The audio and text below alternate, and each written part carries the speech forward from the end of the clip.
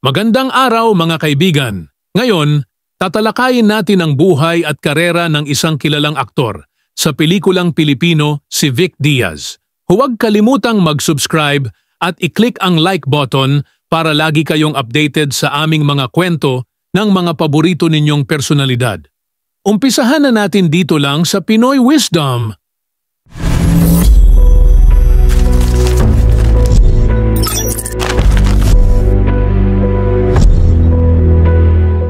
Si Victor Sunico Diaz, na mas kilala bilang Vic Diaz, ay ipinanganak noong Hulyo 29, 1932 sa Manila, Pilipinas. Siya ay naging tanyag sa pagganap bilang kontrabida sa mga pelikula na may mahigit 100 pelikula sa kanyang pangalan. Kilala siya sa kanyang malalim na boses, nakakatakot na hitsura, at kahusayan sa pagganap ng mga karakter na kontrabida.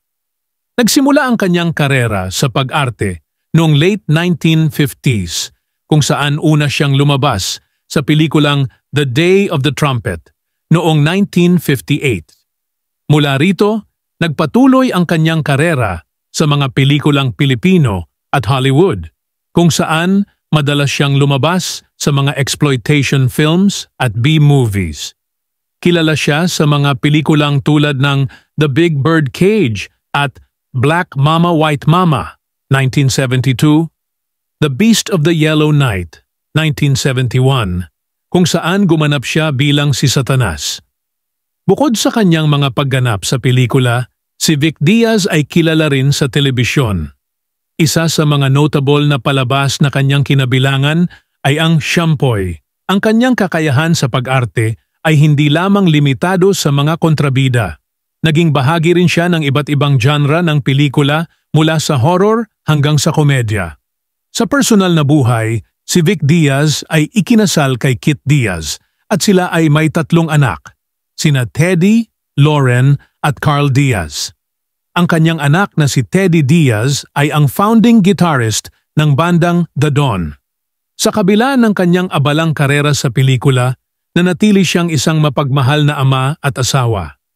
Namatay si Vic Diaz noong Setyembre 15, 2006 sa edad na 74 dahil sa komplikasyon mula sa sakit na diabetes.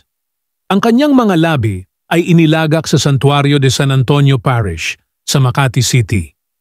Ang legasiya ni Vic Diaz bilang isang aktor ay patuloy na nagbibigay inspirasyon sa maraming Pilipino. Ang kanyang kahusayan sa pagganap, lalo na bilang kontrabida, ay isang halimbawa ng dedikasyon sa sining ng pag-arte. Maraming manunood at kapwa-aktor ang nagpapahalaga sa kanyang kontribusyon sa pelikulang Pilipino. Maraming salamat sa inyong pagsubaybay sa ating kwento tungkol kay Vic Diaz. Huwag kalimutang mag-subscribe at i-click ang like button para sa iba pang makapigil hiningang kwento ng ating mga paboritong personalidad. Hanggang sa muli, paalam! Dito lang sa Pinoy Wisdom.